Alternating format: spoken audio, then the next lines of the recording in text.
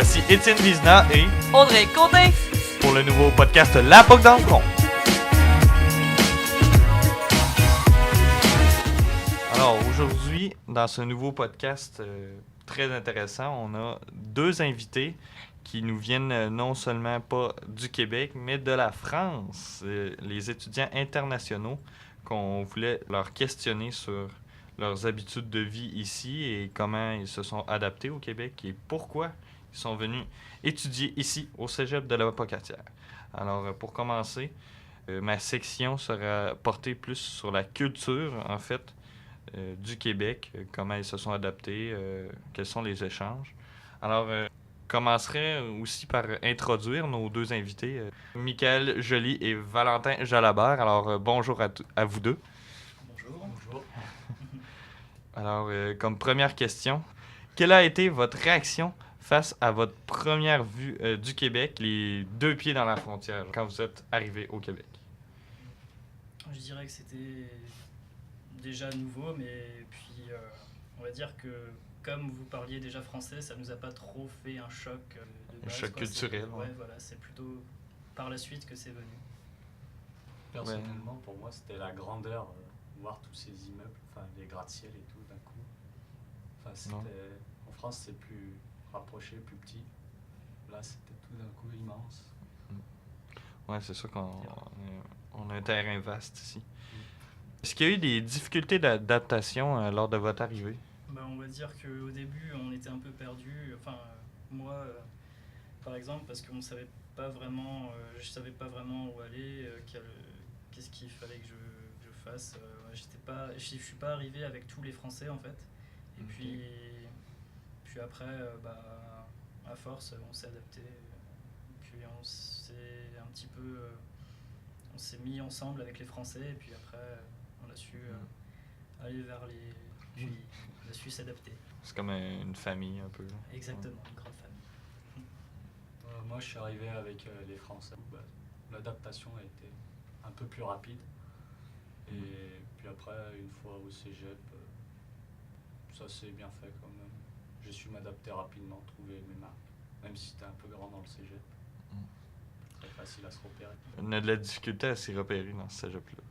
Comme troisième question, est-ce que vous réussissez à entretenir une bonne relation familiale malgré la distance? Ça ne doit pas toujours être évident. Ma foi. Ma foi. Non, oui, j'appelle ma famille à peu près toutes les semaines, là, toutes les fins de semaine.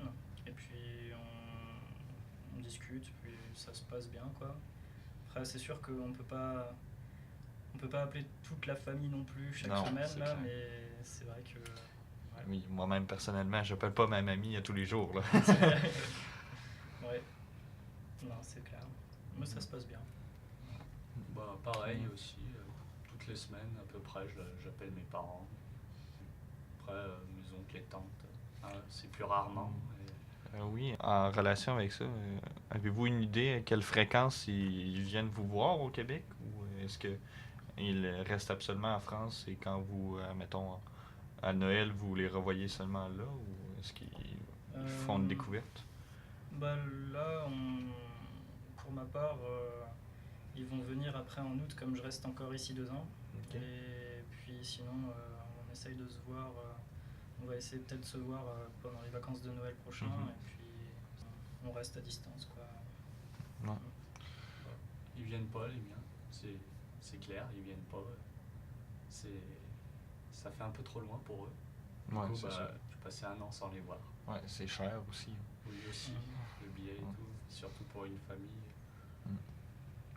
Aussi, trouvez-vous que ça coûte plus cher ici, vivre au Québec, que ce soit bouffe, habitation ou tout autre achat?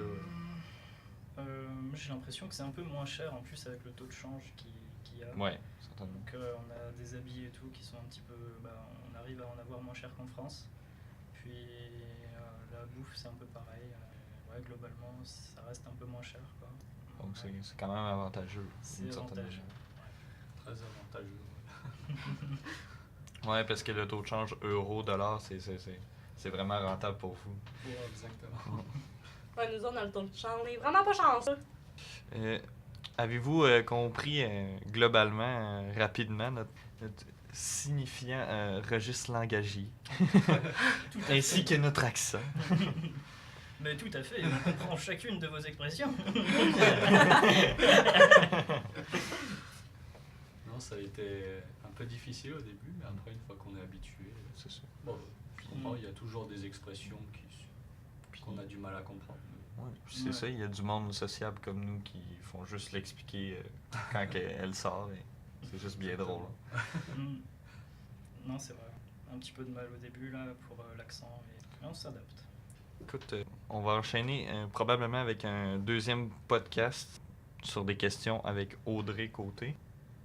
On attend la suite du prochain podcast. J'espère que vous aurez aimé cette première partie.